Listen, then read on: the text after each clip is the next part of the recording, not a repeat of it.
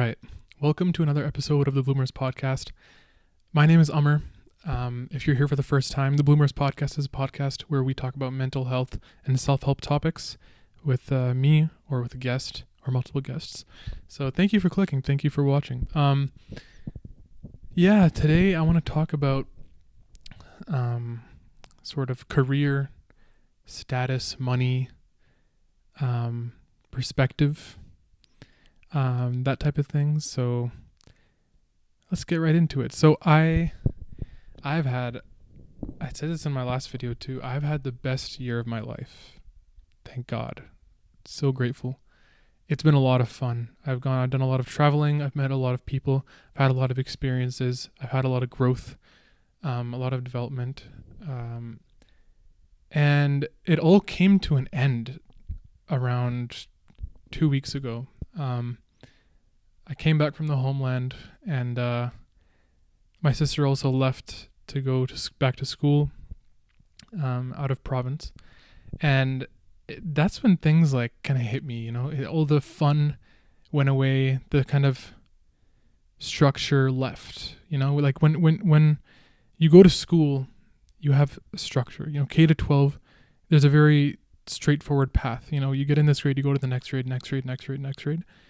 Then, university comes around, same thing. You go in this year, you're in first year, you go to second year, you graduate in 4 years, then you're done. So I finished my degree and I was like, okay, you know what? I'm going to enjoy this summer. I'm not doing any work. I've been doing work all the other summers. I'm literally going to be unemployed. I'm going to enjoy life. So that's what I did. And I don't regret it. I will never regret that. That was the best decision I've ever made. And I also said, I'm going to take a year off of school. I'm not going to go back to school because it's inhumane to do that to yourself, to just go to school again and again. Sorry to people who are doing that. You're probably a cool person, but I'm just saying I can't do that. That was a choice for me. And it was also a risky choice because I studied bio, and that's not a very employable degree when you graduate, right? So it was a risky move like that. But I had to do it for my own mental health. So, my idea in my head was like, okay, I'm going to enjoy the summer. When I come back, I'm going to start working in the fall, inshallah. And then, fast forward to that point, end of August, I was so sad, like the unemployment feeling. And then, coupled with post-vacation depression and like so much change happening at once, because me and my sister are very close. Me and my mom are very, very close. My mom was with me on all the trips that we did. 3 trips, and then my sister was there for 2 of them, but we spent so much time. We basically spent every waking hour with each other. So all that came to a pause, and I was very sad. There were some days where I got out of bed at 1 p.m. And whenever my life gets stressful, I take my phone into my bed. I usually have it at my door, but I took my phone into my bed, and it was very just getting back into bad habits and stuff, and then I was just feeling very down, right? And then something changed, and it's so stupid. Now, Coraline, right, is a movie that was released in, I believe, 2009. If you're like late teens, early 20s, you've probably seen this movie. Like really, really good movie, like stop motion type movie. And it's just, I wanted to watch it again, right? So I watched Holes on the Plane, Holes, where they dig the holes in the prison. I really wanted to watch that again. And then Coraline, I'm like, I haven't watched this movie in a long time. And it was just random. Like I didn't end up watching it on the plane. I watched it when I got back, like when I was at home. And look, I'm going to tell you how Coraline changed my life. All right. So, So Coraline is a story about a little girl who goes and moves into a new apartment with her family, and she feels like she's neglected, right? In her current world, she feels like she's neglected by her family. In the movie, when she's walking around at the beginning, you can see that she has blue hair, she has a yellow coat, and her surroundings are mostly gray and dull, and she's standing out, and she's like the vibrant, exciting part in the world. And when she walks around, she's observing things and saying, oh, that painting, that's boring, and like, why are the neighbors so weird, and why are my parents not listening to me? Why is this boy also not listening to me? And she's very, she's complaining about her environment and the world that she's in. Because she's giving it that attention. That's what she's paying attention to.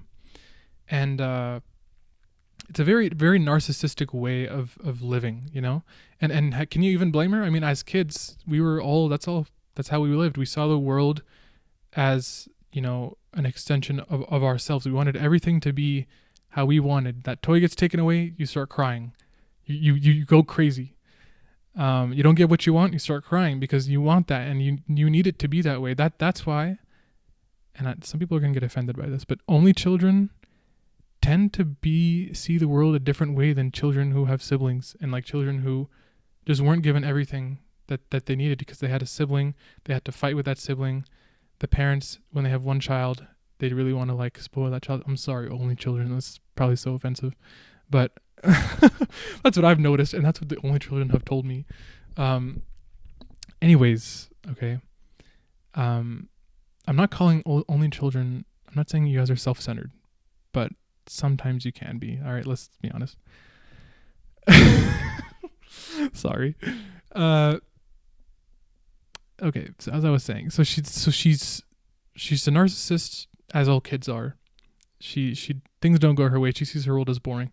When she finds that door to the other world, and you should watch the movie. If you don't have context, if you can watch the movie, you're just like, what the hell is this guy talking about?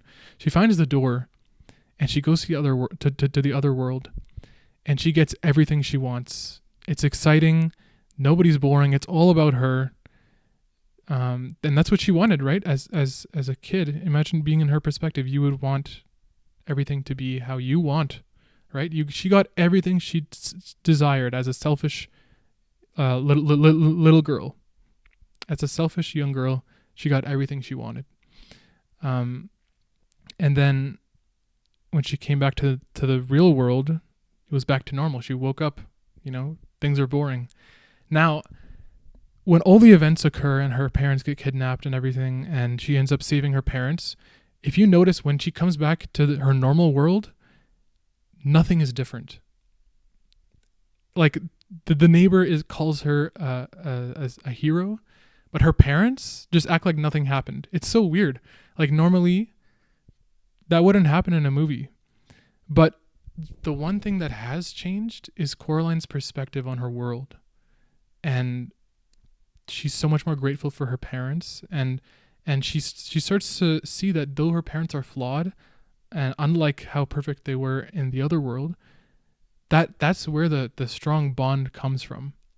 That's what makes her world special, is that she's not getting everything she wants. It's imperfect, and it's just that really struck me when I saw that this movie did something different for once than most normal movies where things change so much and shift. The only thing that changed was her. And she came back to a world that was previously boring and murky and dark, and she was the only colorful thing in the world.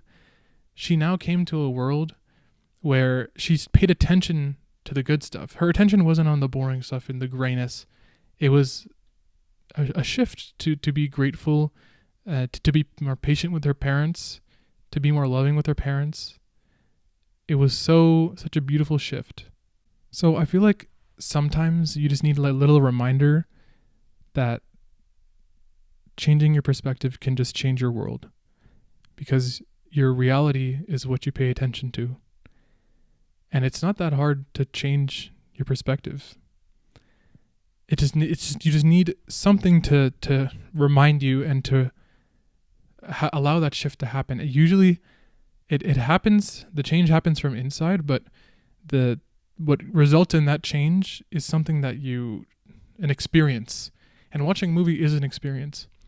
Now, the way I wanted to tie this into like my experiences in my life is like kind of the way we view the world when we're young, right? So like in the movie, like I just said, Coraline is a narcissist, right? And we have a narcissist, or at least me. I can speak for myself here. But we have a narcissistic view when we're growing up of like, believing that you're gonna change the world, or like I'm special and like I have this talent, I can do this. You might think that you're really attractive. You might think that you're super smart. These things that we kind of our ego holds as children, and as we grow up, we want to, or I think around a high school age is really where like that attitude is at its peak, at least for me. Like when I started this podcast, I was thinking like, okay, 1 million subscribers. Like I want this first episode to be my origin story. Like it's going to be so cool when I'm like have 1 million subscribers and my viewers go back to this video. Dude, all of that in maybe 2 years, my perspective just completely shifted because that wasn't what mattered, and that was a narcissistic view of just like I'm doing this.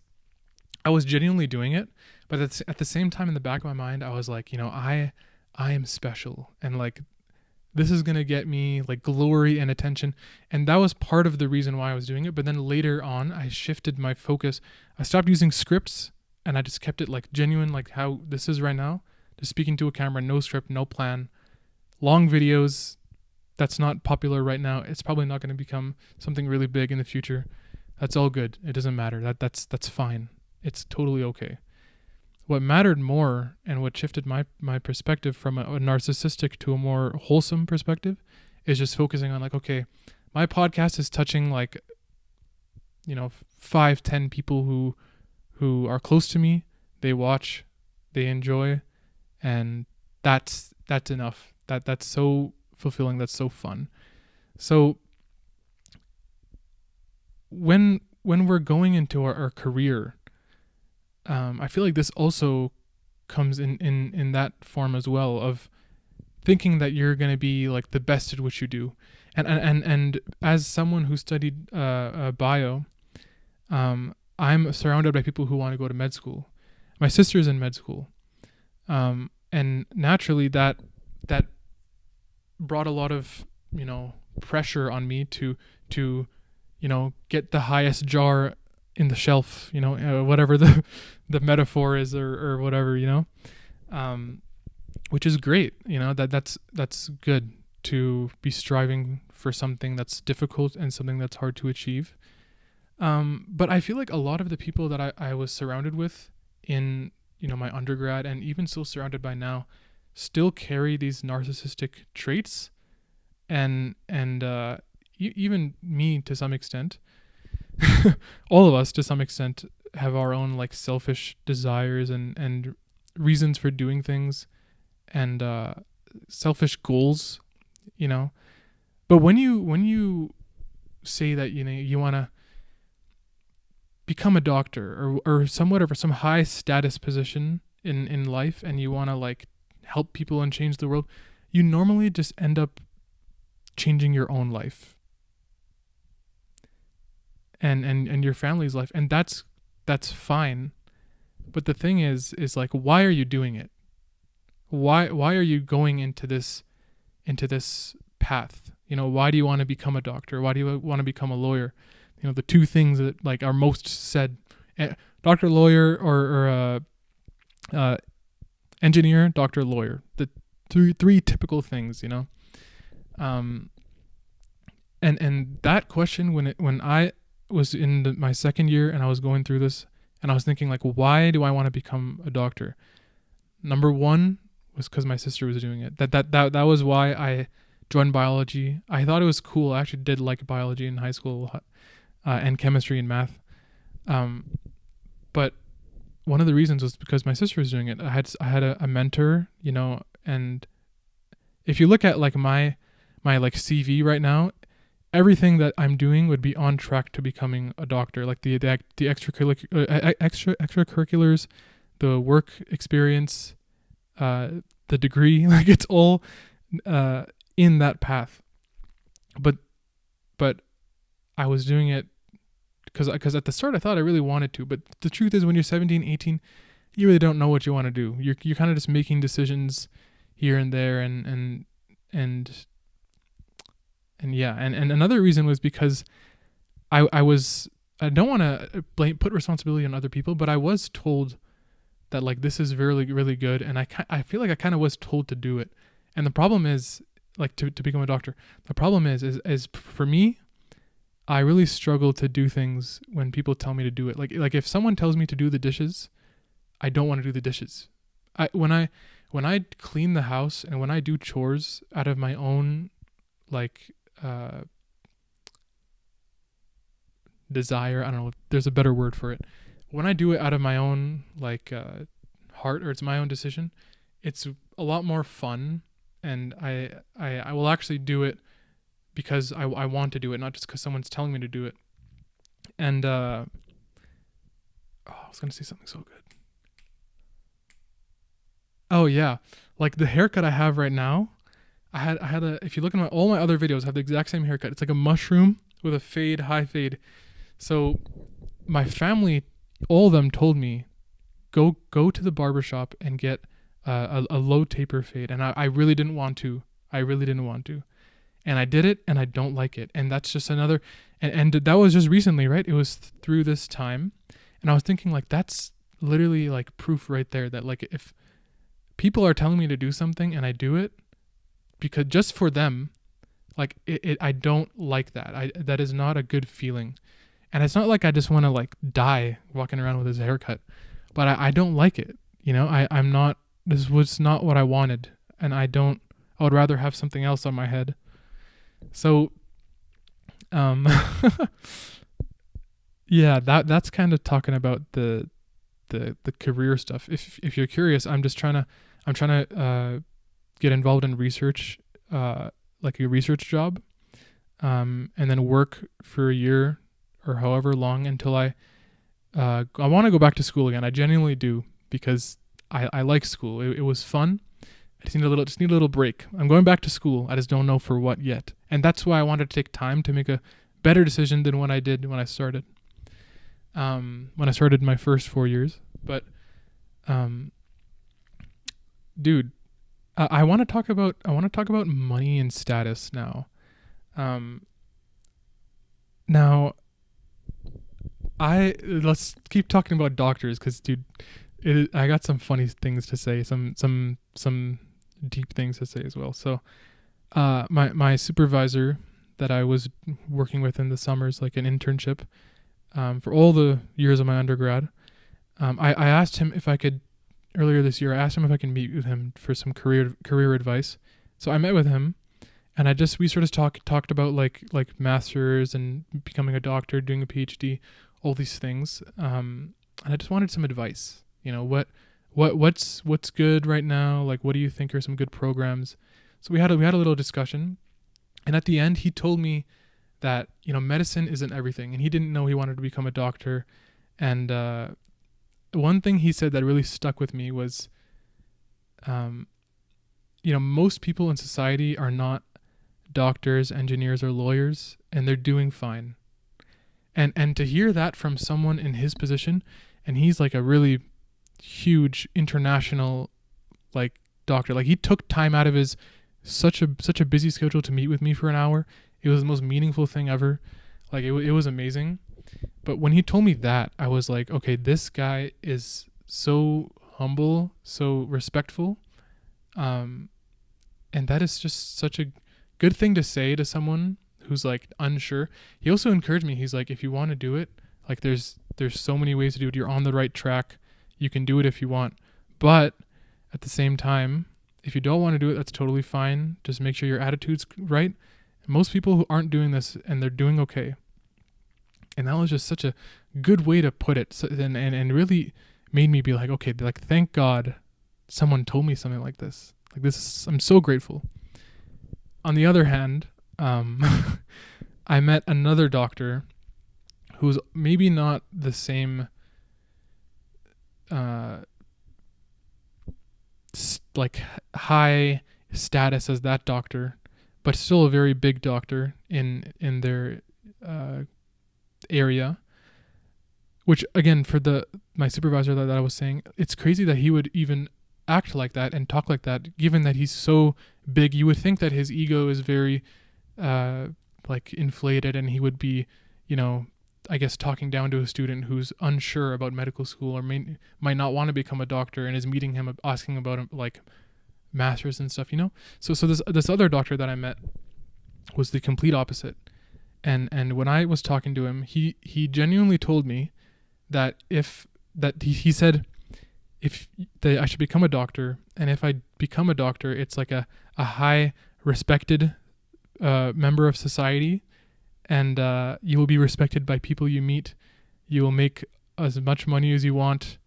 You will have financial freedom, which he's correct about, right? You do have financial freedom. You have more money. You're probably in a better position.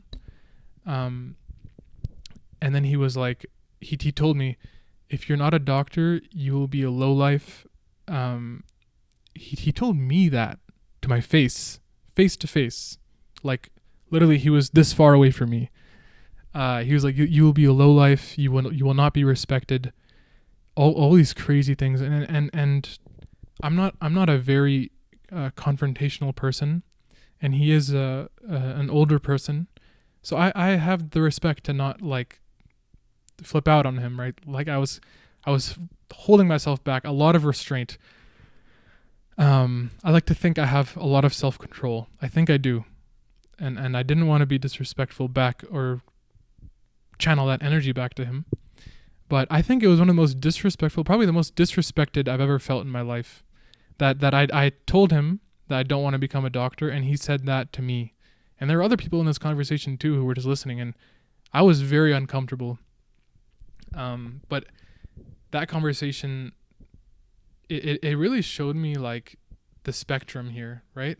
We got this side who is extremely disrespectful, cares about status, cares about respect, and then the other side who is just a really amazing doctor, but also very humble and very like diverse in perspective, and more open-minded, I think. And at the end of the day, when people who are older than you, when you go to them for advice, they do want the best for you. Both these doctors, they wanted the best for me. They were giving me what they thought was good advice from their side. It was the delivery and the mindsets of the people. Let's focus on the second doctor that I was talking about. Just think about this for a second, right? So he mentioned that a high status position and high respect, that was one of the reasons why he said you should become a doctor. Just think about how stupid that is, right? That you walk into a room and you want that respect, and you want those people to be like, okay, yeah, you're the man because you're a doctor. You're high status in society. That is a horrible value. And if you're watching, I would really encourage you, if you're someone who cares about stuff like a big house or a car, a really nice car or something, just reconsider how that would affect your happiness. It will not make you happier, and it will not status, other people recognizing you and you showing off to other people and them being like, whoa, wow, that is very short-term pleasure. It is not happiness. I don't want to sound like I'm bragging or anything, but we moved into this house. You can watch my old videos. I lived in an apartment for 22 months of my life. At one point in my adult life, I lived for longer in an 800 square foot apartment with 4 adults than I did in a house that was 2,400 square feet with 4 adults. And it was a bad time towards the end because it was really a tiny place. We didn't have a lot of room. I didn't have a room for most of the time that I was there in the apartment. I was sleeping in the main area, right? As a stressed second year undergraduate student in the worst year of his entire life. And then when we moved to this house, there was a change here, right? There was a lot more open. This whole basement is mine, Like I have the whole space of the apartment, or not, a bit less than that, is here only just for me. Like So blessed, so blessed. But at the same time, this is not what I need. What I need is less than this. It's a room and a half, maybe. Um, and that's the thing, right? Is that, and it's literally been proven. And I can't pull up these studies, but I've read about them in a book called The Art of Thinking Clearly.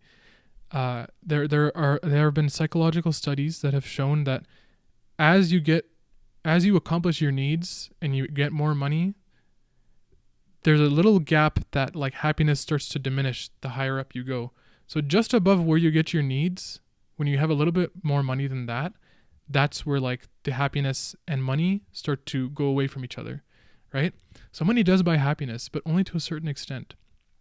And in this house, like this house that I'm in, it's a big house, good house for 4 people, but it does not serve me in any way. I would be just as happy in a house that's half the size, but as long as my needs are met, of my requirement of this room or that.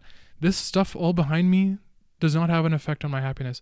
You know what does? It will for the first 3 months. It's called the hedonic treadmill, HEDONIC treadmill. You can search it up. It's the idea that in the first 3 months of you, of something new happening in your life, you will experience happiness for that amount, but then it goes back to normal. Or the idea that an event happens in society, outrages normally for around 3 months, and it goes back down. Attention for any event that happens. Think about the Coldplay CEO thing. The attention is there for a certain amount of time, then it goes back. It's the treadmill. It comes back down like this. So it's the same thing with happiness, quote unquote, and material things. And literally take any single like big purchase that you've made. Maybe it's clothing, maybe it's like a phone. Like you will feel the difference for a little bit, but as soon as 3 months pass or a little bit of time passes, you're back to normal. And now you're onto the next thing to get you back up for that next 3 months, Like my phone is an iPhone 12, but I could be just as fine with the iPhone 11 that I had that was, a bit smaller and I used it perfectly fine, but I got this hand-me-down and I just took it because I was told that I should get rid of my phone, and I agreed.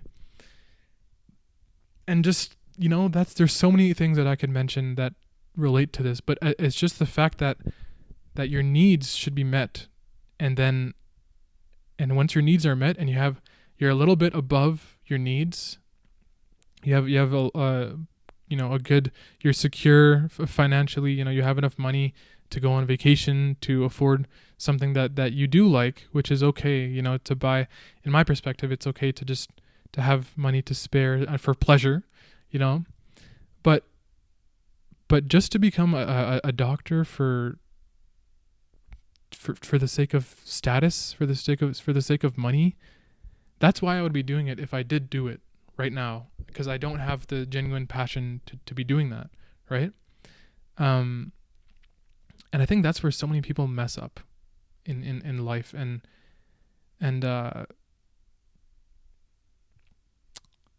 if you are pursuing, like, let's say you are listening and you're trying to become a doctor and you genuinely do have that passion, like, dude, I think that's amazing. It doesn't matter what I think regarding you, but I think that's great. And I think that those are the best kind of doctors, where they're doing it because they genuinely have a passion. They have an experience that made them passionate. You never become an advocate until you're a victim, right? That quote. But it's weird, bro. And another thing that I really experienced talking about career is like people talking to my mom. When my mom mentions her kids, she mentions, like, they ask, like, oh, like, she mentions, like, oh, I have a daughter and I have a son. My daughter's 25, my son's 22. And naturally the next question is like, okay, well, what are they doing? Are they working? They're in school?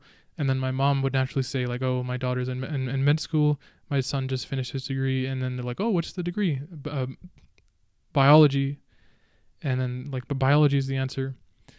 And then it comes to me, oh, is he trying to become a doctor too? And a lot of these people who are in those conversations where it goes along those lines, then they start saying to my mom, like, oh, like, why isn't he becoming a doctor?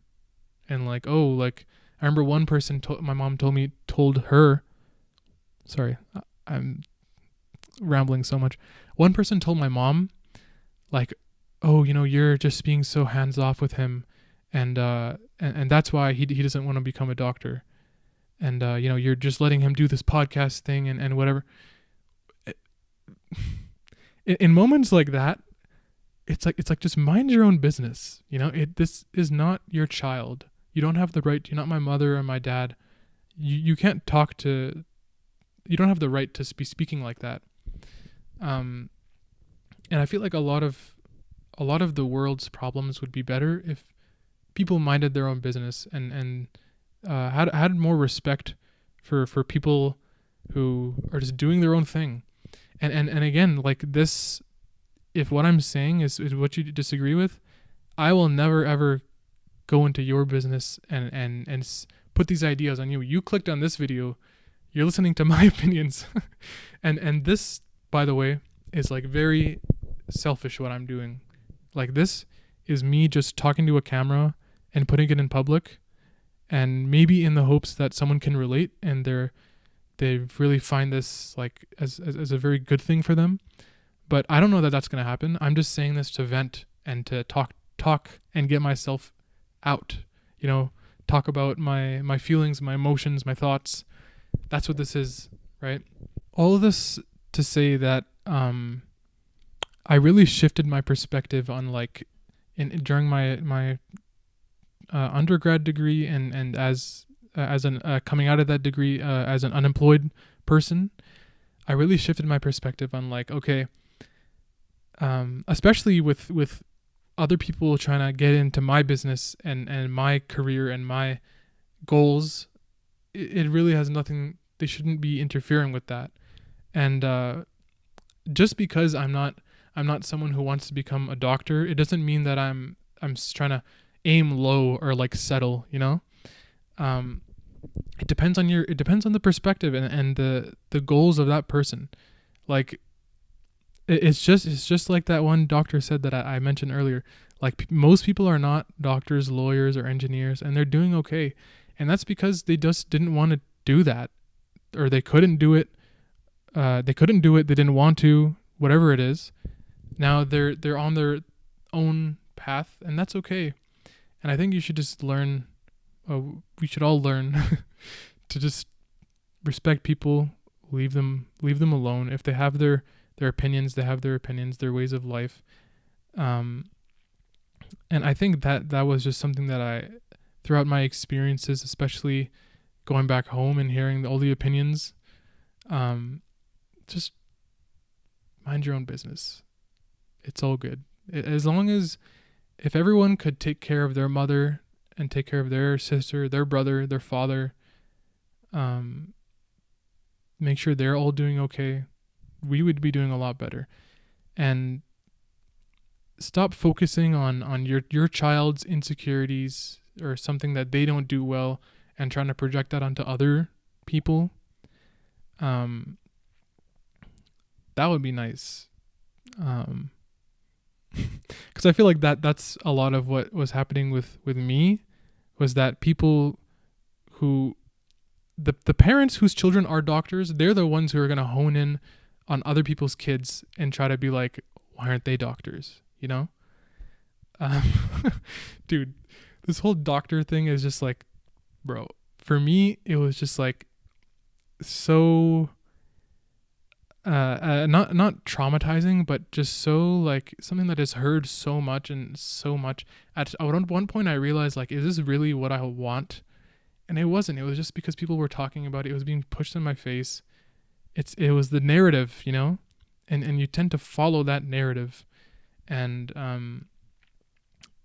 then there just came a point where I had to say I don't want to be doing that because maybe, and this is the thing, maybe if someone if these people weren't pushing it on my face, it wasn't being talked about so much, and specifically I'm talking about my family, if this wasn't a narrative so much, and maybe if my sister didn't do it, all these things, maybe I would have done it on my own.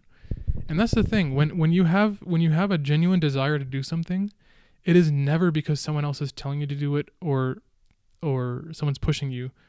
And when you discover, like when I started this podcast, or like when I started dancing, for example, or when I started to become involved in something interesting to me, it was because it was interesting to me. And it was the support of the people around me, the support of my family and my friends, that led me into that decision. So what you can do is you can pour life into people around you instead of trying to force things onto them. And just the support that you give, because I have a very supportive family. As much as we have talked about this topic and I've been like, no, I don't want to become a doctor. Every couple of months this conversation comes up. Why not? That conversation comes up, but the best thing that they could do for me, and the best thing that you can do for someone who is pursuing their own goal, anything, is to, as long as it's a healthy goal and it's great and it's good and it's beneficial, is to just support them and encourage them, and whatever they need, you help them out. Make sure that person's doing some good for you though too, because two-way street. But like my goals, I want to be in a position where I can support my family, I can provide for my family, I can be a good husband, I can be a good son to my mother and my dad, and be a good brother to my sister, and keep things small, because we can't change the world, and we probably won't. If it does happen as a result of what you do and what you like, then that's totally cool. But it's better to just, and I think it's more noble to just focus on a few people and improving a few people's lives and being a good person to those in your house first, at home, always. And that's enough. That's more than enough. And in terms of career and money, just do something that can earn you a good wage, help you support your family, and status. Dude, you do not need like a luxury car or like something like that to like be happy, man. As long as you get to point A to point B in something that's clean, you're good. As long as you're sleeping in a place where you can lay on the ground and do a star with your body, and you're not touching a million things, you're in a good house. You got a roof over your head, you got your basic needs, and then on top of your basic needs you get a little bit of your wants. Not everything you want, because like Coraline, we saw, she got everything she wanted, she didn't like it. It's good to not get everything you want. You should not have everything you want. It's not a good thing to have everything you want. And the people who do, in terms of material things, are usually the ones who are like the second doctor I was talking about. The weird people, the disrespectful people, the egotistical people tend to be of that group, who care so much about the luxury car, what kind of purse they're having, what kind of belt they're wearing, what kind of shoes. How am I presented to these people? Do I look like someone of high status? Do I look like someone of high respect? Those are the type of people who are a-holes and who are rude. And at least in my experience, like literally 90% of the time, those are the people. And I don't think it's a bad thing to say that, to admit that. And a lot of those people are the doctors and the lawyers and the people who have all the money, and there's some insecurities there where they're trying to show that like I have this, and it's because they might have some family problems, they might have some experience, bad marriage, child is disappointing in XYZ way, so I'm gonna try to make myself feel better by buying this house, showing it off to people, picking someone up in this luxury car, talking about the car, talking about my money, and doing it in a subtle way that makes me look like I'm not doing that when I really am, you know? It's just crazy, bro. So and you have to experience this to put it into practice. But what I've been doing is I've been seeing all these things, and then I've been learning to push them away, right? And the only opinions that I really need to worry about are my own opinion of myself, my mom's opinion, my dad's opinion, and ends there. Sorry, sister. Nah. As long as I'm taking care of my family, keeping things small, and then future wife, future kids on that list too. Like, as long as you guys are taken care of by me and you're doing good, I'm happy. And that's what matters. That is truly what matters. Not showing off, not material, not any of that. Okay, there you go. Thank you so much for watching. I really hope you enjoyed that. Again, these are just venting sessions that I have. This one is probably the most ranty one that I've done in a while. But I appreciate you listening, and I hope that this is something that I genuinely do hope that if you are in a similar position to me, maybe you had some of these similar thoughts, I really hope that you could listen to that and like just be like, okay, thank God someone thinks that way, you know? And thank God I'm not the only one who thinks like this. That is something that I really want out of this podcast. And it's always been something that I really want, because people weren't doing that for me, you know? So I hope I can do that for you. But yeah, thank you, and take care of yourself and be good to yourself, and do something self-care after you listen to this video. But yeah. Okay, have a good day. Bye.